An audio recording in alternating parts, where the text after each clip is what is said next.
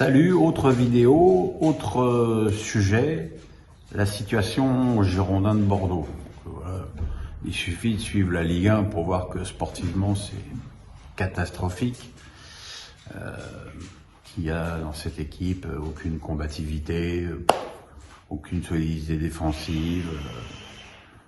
Ils ont battu Strasbourg 4-3 avec des buts miraculeux, mais bon, depuis ils font que perdre. Voilà, c'est très triste parce que c'est un très grand club du football français et que sa déliquescence est incroyable, quoi.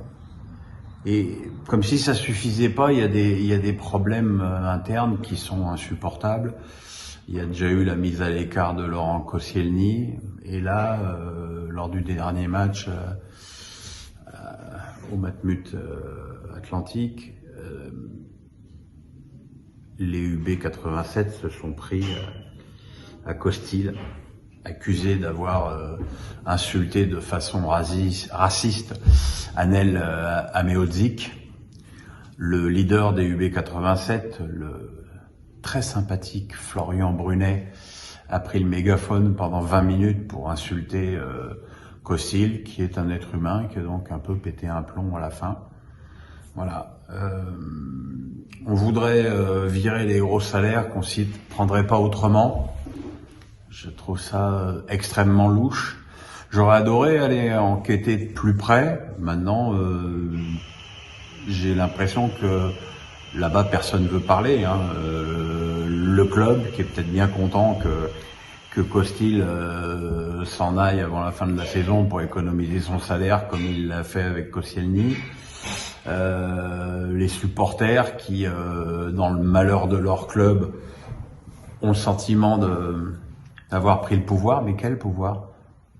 Le pouvoir de voir son club en Ligue 2 sans un sou? C'est pas terrible, hein.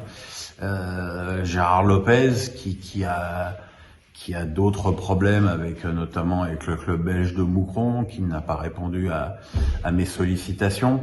Alors attention, je fais pas cette vidéo pour dire ils n'ont pas voulu parler à Pierrot, je vais les tailler.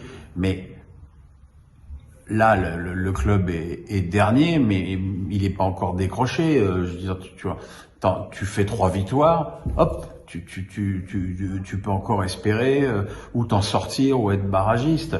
Là, c'est du suicide. C'est du suicide. Et je lis, alors il y a évidemment les représentants des UB87. Alors tout est de la faute de Costil, comme avant tout était de la faute de Koscielny, mais bon, quand il y en aura plus ni l'un ni l'autre, ce sera la faute à Kim, après à Adli, à Mbanyang. Voilà, c'est grave. Et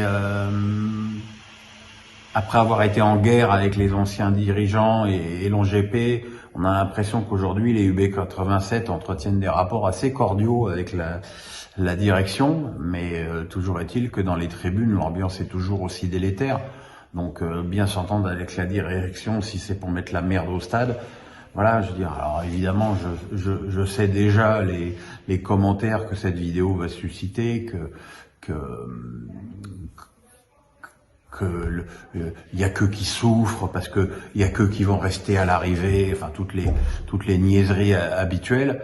Mais voilà, il y a des gens qui travaillent dans ce club, il y a des employés, il y a des gens qui vont perdre leur emploi.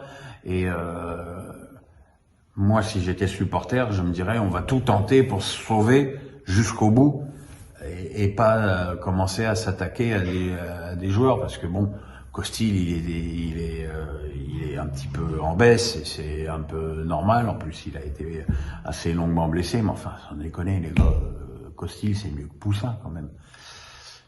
Donc voilà, triste situation pour un club important de notre Ligue 1.